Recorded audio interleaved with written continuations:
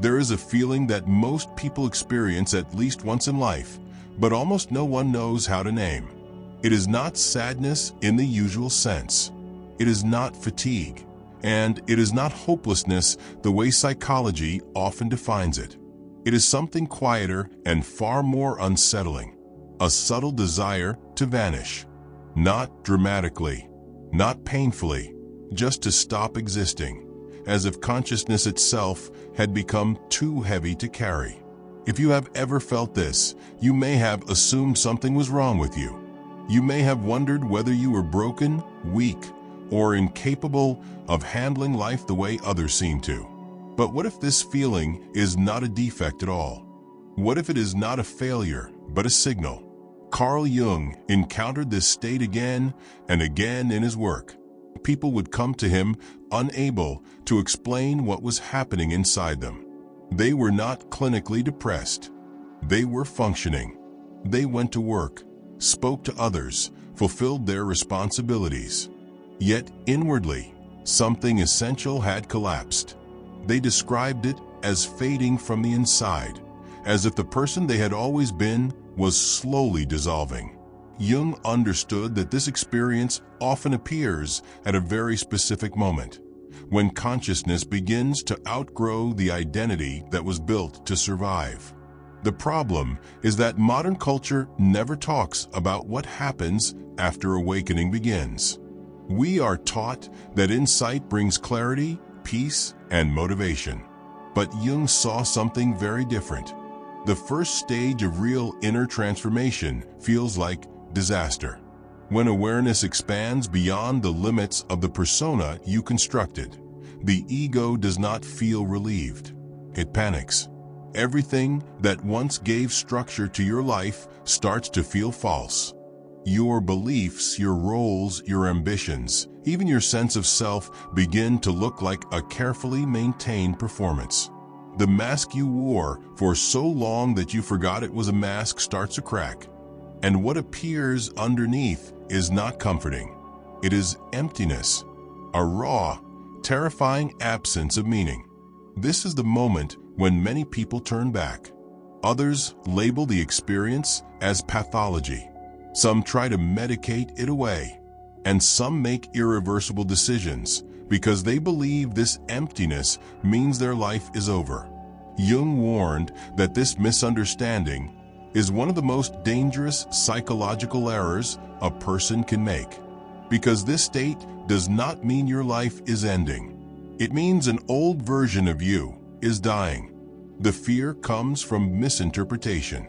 The mind assumes that because meaning has collapsed, existence itself has lost value. But meaning and existence are not the same thing.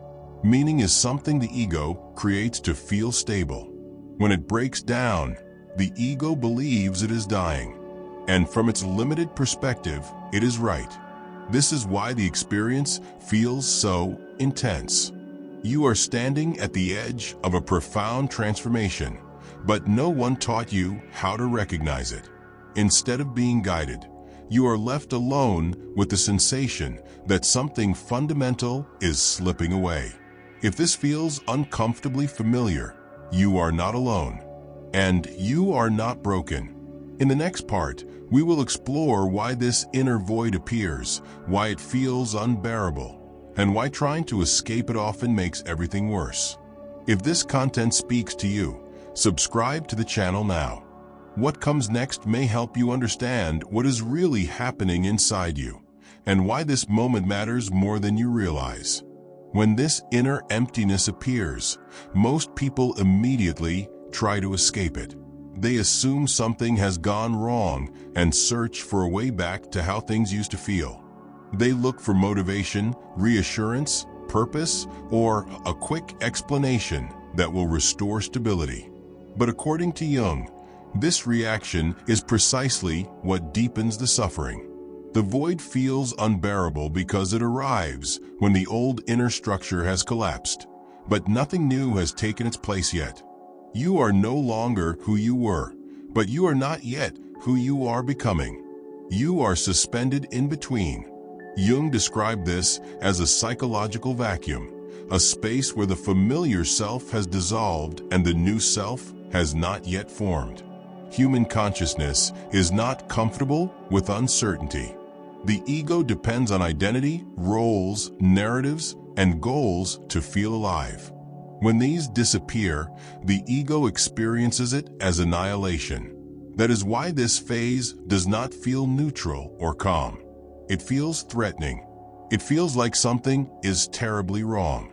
But the problem is not the void itself. The problem is the interpretation. Modern spirituality often romanticizes transformation, calling this phase a dark night, as if it were a brief inconvenience on the way to enlightenment. Jung strongly disagreed with this simplification. He observed that people can remain trapped in this vacuum for months or even years if they misunderstand what is happening. Some never escape it at all, not because the process is impossible, but because fear convinces them to resist it. During this phase, 3 changes usually occur at the same time. First, you lose access to your previous roles. The version of you that knew how to perform stops responding. You still show up to work. You still speak. You still function. But there is no energy behind it anymore. Everything feels mechanical, as if you are watching yourself act from a distance. People may notice something is different, even if they cannot explain what. Second, you become extremely sensitive to inauthenticity. Conversations that once felt normal now feel exhausting. Small talk becomes unbearable. Social rituals feel hollow.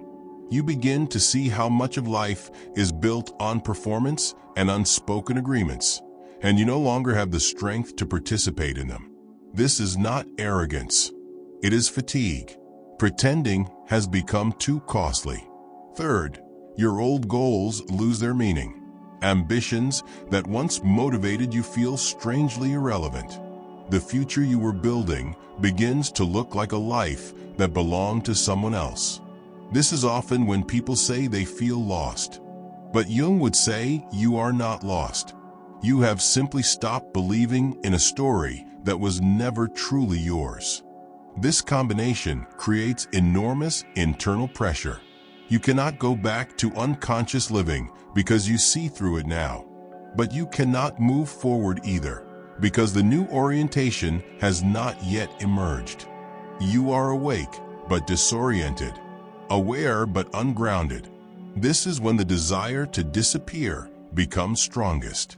Not because you want to die, but because existing in this in-between state feels impossible. You fantasize about rest, about silence, about not having to carry awareness anymore. The mind translates this exhaustion into a wish for non-existence.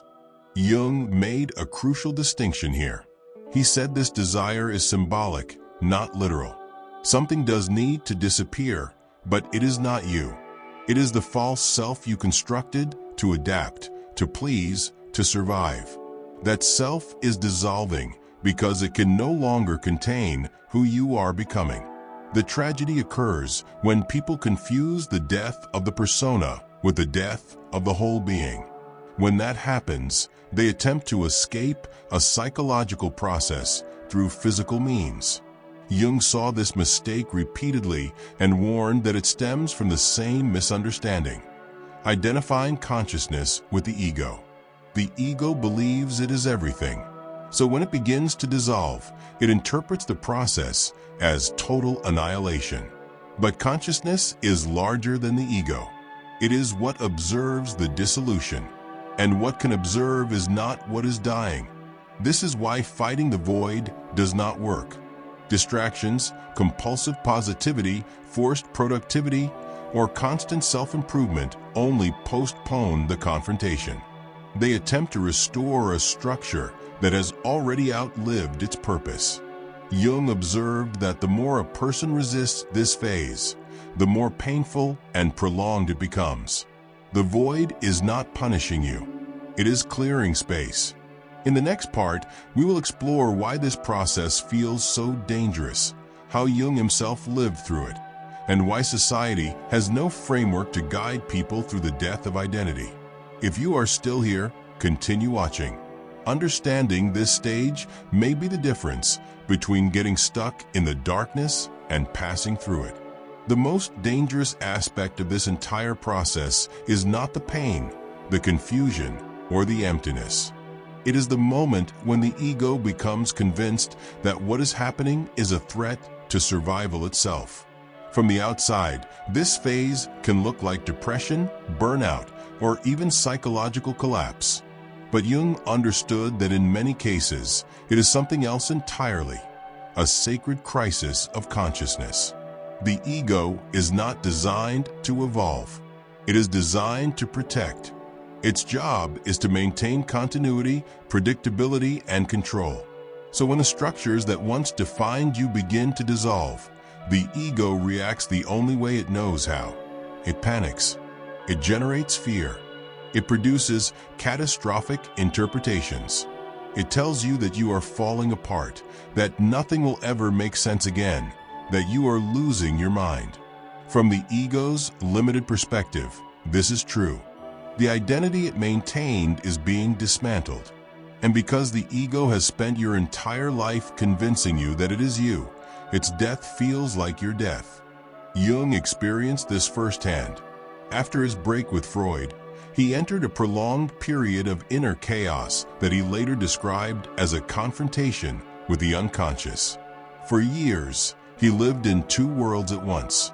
Externally, he maintained his professional life, his family, and his responsibilities. Internally, everything he thought he knew about himself and reality was collapsing. He recorded visions, dreams, and inner dialogues that were so intense and destabilizing that he feared he was descending into madness. This material later became known as the Red Book, a record of psychological descent that his family kept hidden for decades. Jung did not romanticize this period. He described it as terrifying, disorienting, and profoundly lonely. What saved him was not control and not resistance, but observation. Jung realized that the difference between transformation and breakdown lies in one crucial factor: whether consciousness can witness the process without identifying with it. The ego says, "I am dying." But something deeper is able to say, "Something within me is dying, and I am watching it." This distinction changes everything. When there is no witness, fear takes over. The psyche misinterprets symbolic death as literal annihilation. This is why people in this phase often feel an urgent desire to escape, to numb themselves, or to return to old identities no matter the cost. The ego would rather rebuild a false self than face the unknown. Western culture makes this stage even more dangerous because it offers no container for it.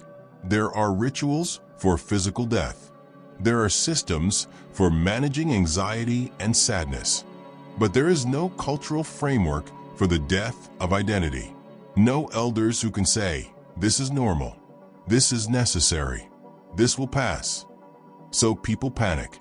They label the experience as illness and try to restore the previous equilibrium.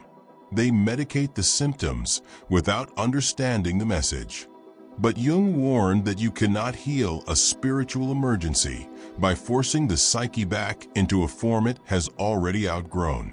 The most unstable moment comes when the old self has dissolved, but the new self has not yet emerged. Jung called this the tension of opposites. You must continue living your life while knowing that the person performing it no longer exists. You smile, you respond, you function, but internally you feel like a ghost inhabiting your own body. This split is exhausting. It drains energy. It creates isolation. You cannot explain what is happening to people who have not experienced it. When they ask what is wrong, there are no words that make sense. So you say you are fine while silently unraveling. At this stage, the desire to disappear is not weakness. It is the ego's final defense.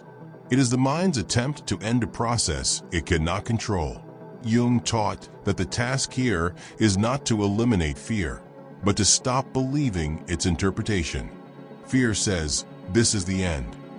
Awareness learns to answer, "This is a passage." In the next part, we will explore what happens when resistance finally ends, how surrender changes the quality of suffering, and what begins to emerge after the ego loosens its grip. If this is resonating with you, stay with it. The most important shift has not happened yet. There comes a moment in this process when exhaustion replaces fear. Not the kind of exhaustion that comes from effort, but the deeper kind that comes from realizing there is nothing left to fight. You have tried to fix it. You have tried to think your way out. You have tried discipline, distraction, improvement, explanation, and none of it worked. This is not failure. This is the threshold. Jung observed that real transformation begins only when resistance ends. Not because you give up on life, but because you finally understand that what is dissolving was never meant to survive. The false self has completed its task. It protected you when you needed protection. It helped you adapt, belong, endure. But it was never meant to lead your entire life. Surrender, in this sense, does not mean collapse. It means allowing what is already dying to die. This is where suffering changes its nature. Before, it felt meaningless, like punishment. After surrender, it becomes purposeful. Pain is still present, but it is no longer chaotic. It feels like labor instead of torture. Jung often compared this phase to birth rather than death. Something is being formed in the same space where something else has dissolved. The ego resists this shift until the very end. It will whisper that, without it you are nothing. That identity is all you have. That letting go means disappearance. But Jung taught his patients to notice these thoughts without obeying them, to develop what he called a witnessing consciousness, a part of awareness that can observe fear, despair, and confusion without becoming them. This witnessing awareness is not new. It has always been there. It existed before you learned who you were supposed to be. It remains when those roles fall away. It is what you actually are beneath the stories. When identification with the ego loosens, something unexpected happens. The paralysis begins to lift. Not all at once, and not dramatically, but subtly. The void that once felt endless starts to feel spacious instead of empty. Silence replaces inner noise. Presence replaces constant commentary. What emerges is not a new mask. It is not another identity to defend. Jung called it the individuated self, a way of being that does not depend on approval, performance, or comparison. A consciousness rooted in direct experience rather than borrowed meaning. People who reach this stage often say the world looks the same, but feels different. Colors seem sharper. Simple moments carry weight. The constant inner narration quiets, not because life is perfect, but because there is no longer a need to justify existence.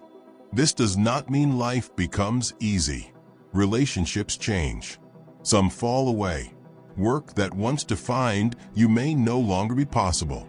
Goals driven by fear or expectation lose their power. But instead of feeling like loss, this shift feels like relief. Like setting down a weight you forgot you were carrying. The desire to disappear transforms into something else entirely. Instead of wanting to stop existing, you realize you were never fully present before. You were performing existence, not inhabiting it. Now, for the first time, you are here without pretending. This is what Jung meant by individuation. Not happiness as an achievement, not enlightenment as an escape, but the emergence of an authentic self that no longer needs to explain or defend its right to exist. Very few people complete this passage, not because it is reserved for the special, but because it demands a level of honesty most avoid. You must allow the old version of you to die without knowing exactly what will replace it. You must stay in the unknown without rushing to fill it. If you are still watching this, it means something in you recognizes this truth. The fear, the emptiness, the desire to disappear were never signs that you were broken. They were signs that something real was trying to be born.